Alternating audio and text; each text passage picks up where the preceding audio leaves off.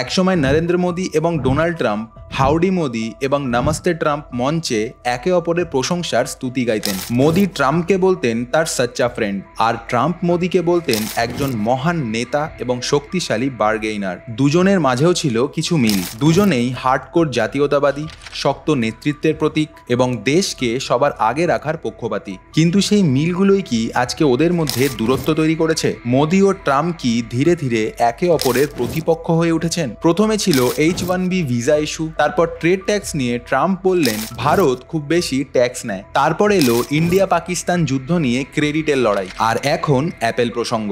অনেকে বলছেন দুজন বন্ধু যদি শত্রুতে পরিণত হয় তাহলে তাদের শত্রুতা অনেক বেশি গভীর হয়। কিন্তু হঠাৎ এসব কেন হচ্ছে, আর কেনই বা এখন? কারণ ঘটনাগুলো ইঙ্গিত দিচ্ছে যে ডোনাল্ড ট্রাম্পের মনোভাব ভারতের প্রতি পাল্টাচ্ছে। আর যখন ডোনাল্ড ট্রাম্প অ্যাপেলের সিইও টিম কুককে বললেন যে ভারতে কোনো ফ্যাক্টরি দিও না, কারণ ভারত নিজের খেয়াল নিজেই রাখতে পারে, তখন দুনিয়া বুঝলো যে এটা শুধুমাত্র একটা বিজনেস আইডিয়া নয়, এটা ছিল একটি রাজনৈতিক এবং কৌশলগত বার্তা। কিন্তু প্রশ্ন হলো, যেই ট্রাম্প মোদিকে সবচেয়ে ভালো বন্ধু বলতেন, তিনি হঠাৎ করেই ভারতের প্রতি বিরক্ত হয়ে গেলেন কেন? এর পেছনে কি কারণ? ইন্ডিয়া পাকিস্তান যুদ্ধ নিয়ে আমেরিকার ক্রেডিট না মেলা, ট্রাম্পের অপমান হওয়া, তার ইগো হার্ট হওয়া, নাকি ভারতের স্বাধীনভাবে সিদ্ধান্ত নেওয়া? এইসব কি সত্যি ট্রাম্পকে এতটা বিরক্ত করছে? আর ট্রাম্প কেনই বা এতটা পাল্টে যাচ্ছেন? আর যদি ট্রাম্প বদলায়, আমেরিকা বদলায়, তাহলে ভারত সেটাকে কিভাবে সামাল দেবে? সবকিছুই বুঝিয়ে বলবো, কিন্তু সবার আগে বুঝি ট্রাম্পের সমস্যাটা।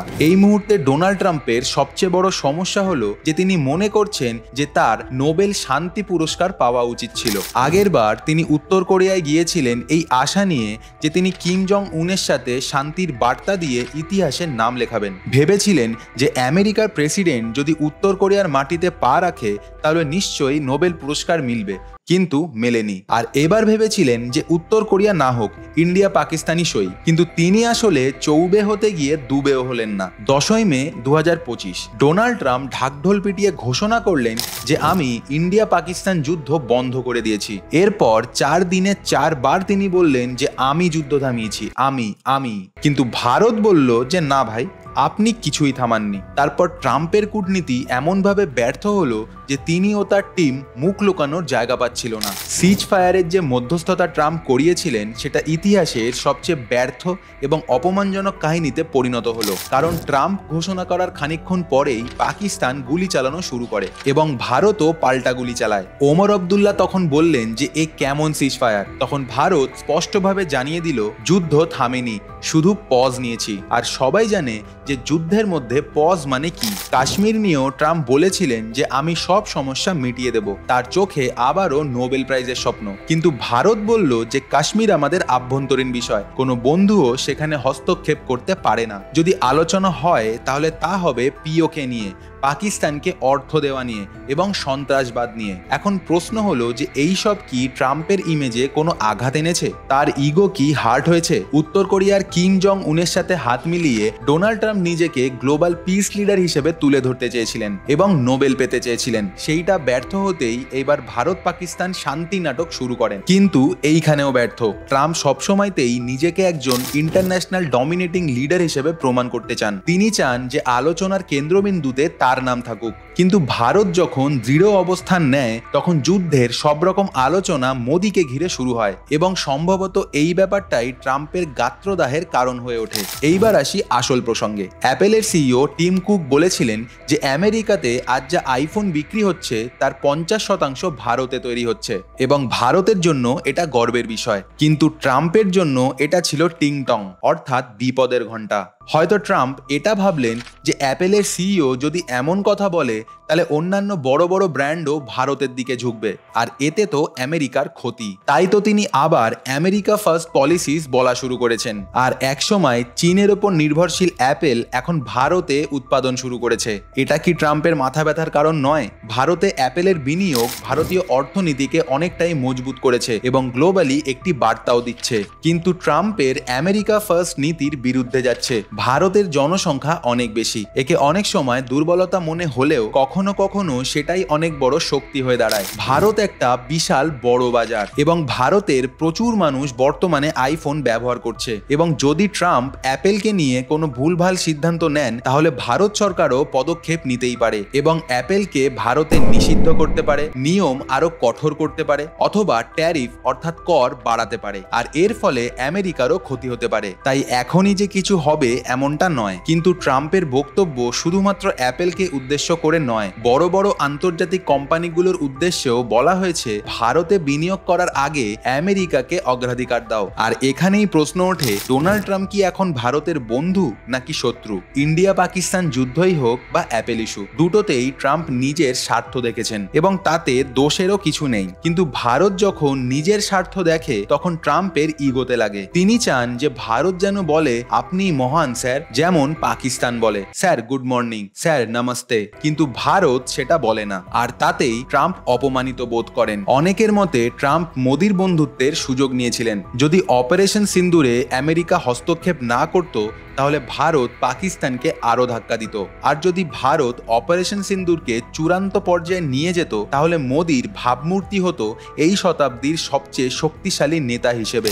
অনেকেই তখন প্রশ্ন তুলেছিলেন যে এই সিজ ফায়ার কেন হলো, পুরো ভারত শকড হয়ে গিয়েছিল, আমরা তো রেডি ছিলাম, এইবারই তো চেপে ধরার সময় ছিল। আর তখনই ট্রাম্প হঠাৎ করে ঢুকে পড়েন এবং মোদির ক্রেডিট কেড়ে নেওয়ার চেষ্টা করেন। ট্রাম্প আগেই ঘোষণা করে দিল যে আমি সিজ ফায়ার করিয়ে দিয়েছি, কিন্তু পরে পাকিস্তান যখন গুলি ছুড়ল ভারতও পাল্টা মারল। তখন মোদি সরকার বলল কাহে কা সিজ ফায়ার, আর তখনই ভারত বলল ওয়ার থামেনি, পিওকে নিয়ে কথা হবে। আর এরপরই সবাই ট্রাম্পকে নিয়ে হাসাহাসি করলো। আরো একটি বিষয় আছে যা ট্রাম্পকে বিরক্ত করতে পারে, ভারতের অধিকাংশ অস্ত্রই রাশিয়া থেকে কেনা, আর পাকিস্তান যে F-16 ব্যবহার করে তা আমেরিকার তৈরি। 2019 সালে বালাকোট স্ট্রাইকের পর ভারতীয় বিমান বাহিনী পাকিস্তানের একটি F-16 কে গুলি করে নামিয়ে ফেলে। এইবারও বলা হচ্ছে যে পাকিস্তানের যে পাইলট মারা গেছেন তিনি F-16 চালাচ্ছিলেন। F-16 হচ্ছে আমেরিকার গর্ব, আর যখন সেটা নষ্ট হয় তখন শুধুমাত্র পাকিস্তান নয় আমেরিকারও অপমান হয়। 2019 সালে F-16 প্রথমবার জনসমক্ষে অপমানিত হয়েছিল, আর এইবারও তাই হলো, কারণ এটা কেবলমাত্র যুদ্ধ বিমানের পরাজয় নয়, এটা ছিল আমেরিকার প্রতিরক্ষা শক্তির প্রশ্ন। যেমন রাশিয়ার S-400 নিয়ে যখন খারাপ খবর এসেছিল তখন তাদের অস্ত্র কোম্পানির শেয়ার অনেকটাই পড়ে গিয়েছিল, তখন মোদি নিজে গিয়ে দাঁড়িয়ে বলেছিলেন S-400 জিন্দাবাদ। সেই রকমই F-16 আমেরিকার অহংকার, আর সেটা যখন ধ্বংস হয় তখন ট্রাম্পের প্রতিরক্ষা লবিও ধাক্কা খায়। ভারত এখন নিজেও অস্ত্র তৈরি করছে, তাহলে কি ট্রাম্প এখন ভারতকে চীনের মতোই দেখছেন? মানে চীন যেমন স্বাধীন হতে শুরু করেছিল তেমনি ভারত স্বাধীনভাবে চলতে শুরু করেছে, আর ট্রাম্প এখন বলছে ভারত নিজের খেয়াল নিজেই রাখতে পারে। এর অর্থ গভীর, এটা শুধুমাত্র ইকোনমিক নয়, রাজনৈতিক এবং কৌশলগত ইঙ্গিত বটে। কারণ যখন কেউ স্বাধীনভাবে এগোতে শুরু করে তখন প্রথমে হিংসে করে তার কাছের আত্মীয়ই, আর ডোনাল্ড ট্রাম্প সেই আত্মীয় যিনি শুধুমাত্র চান চাচা নমস্তে বলো সব ঠিক আছে। কিন্তু ভারত সেটা বলছে না, ভারত সরাসরি কোনো সংঘর্ষে যেতে চায় না, ভারত চায় নিজের স্বার্থগুলোকে বুদ্ধিমত্তার সাথে সামলাতে। আর এই জন্য ভারতের নীতি হয়েছে যে আমেরিকার সঙ্গে সহযোগিতায় থাকবে কিন্তু প্রয়োজনে নীরবতা বজায় থাকবে, কারণ ভারত বুঝতে পারে যে আমেরিকার শক্তির মোকাবিলা করতে হলে দীর্ঘ লড়াই আর ধৈর্যের প্রয়োজন। ট্রাম্পের আমেরিকা ফার্স্ট নীতিতে অনেক সময় ভারতকে চ্যালেঞ্জ করতে হয়েছে, কিন্তু ভারতও তার অর্থনীতি এবং কূটনৈতিক শক্তি দিয়ে নিজেকে শক্তিশালী অংশীদার হিসেবে প্রতিষ্ঠিত করেছে, সেটা হয় প্রতিরক্ষা ক্রয় হোক বা প্রযুক্তি। ভারত তার স্বাধীন নীতিতে দৃঢ়, আমেরিকার সঙ্গে বন্ধুত্ব এবং অংশীদারিত্ব দরকার, কিন্তু সেটা তখনই লাভজনক যখন সেটা সম্মানজনক এবং সমমর্যাদার হয়। যদি আমেরিকা ভারতকে দুর্বল দেখানোর চেষ্টা করে বা নিজের সুবিধার জন্য চাপ দেয় তাহলে ভারতকেও তার শক্তি দেখাতে হবে। ভারত এখন আর কোনো ছোটখাটো খেলোয়াড় নয়, একটি স্বনির্ভর, সশক্ত এবং বিশ্বমঞ্চে নিজের অবস্থান তৈরি করা রাষ্ট্র। এই কঠিন সময় ভারতের কূটনীতি হবে ধৈর্য, বুদ্ধিমত্তা আর দৃঢ়তার মিশেল। অপারেশন সিন্দুর এবং মেক ইন ইন্ডিয়ার মতন প্রকল্পই ভারতকে গ্লোবাল শক্তির সঙ্গে মর্যাদাপূর্ণ অবস্থানে নিয়ে যাবে, এবং সেটা কখনোই এক রকমের বন্ধুত্ব বা অনুগততার বিনিময় নয়, বরং নিজের শক্তির যথাযথ ব্যবহার এবং আত্মবিশ্বাসের ওপর ভিত্তি করে। তাহলে কি নরেন্দ্র মোদী আর ডোনাল্ড ট্রাম্প এখন শত্রু? না, তারা শুধুমাত্র দুজন নেতা যারা নিজেদের রাজনীতি এবং দেশের জন্য কাজ করছে। এই ভিডিওতে আমরা বিস্তারিতভাবে বুঝেছি যে কিভাবে নরেন্দ্র মোদী ও ডোনাল্ড ট্রাম্পের বন্ধুত্ব ধীরে ধীরে জটিল ও চ্যালেঞ্জিং হয়েছে। তবে আপনারা কি মনে করেন, ভারতের জন্য এই নতুন বিশ্ব রাজনীতির মঞ্চে কিভাবে চলা উচিত তা কমেন্টে জানাতে ভুলবেন না। ভিডিওটি ভালো লেগে থাকলে অবশ্যই লাইক করুন এবং শেয়ার করুন, আর চ্যানেলটিকে সাবস্ক্রাইব করে আমাদের পাশে থাকুন। আজকের জন্য এটুকুই, দেখা হচ্ছে আবার পরের ভিডিওতে। সকলে সুস্থ থাকবেন, ভালো থাকবেন, নমস্কার।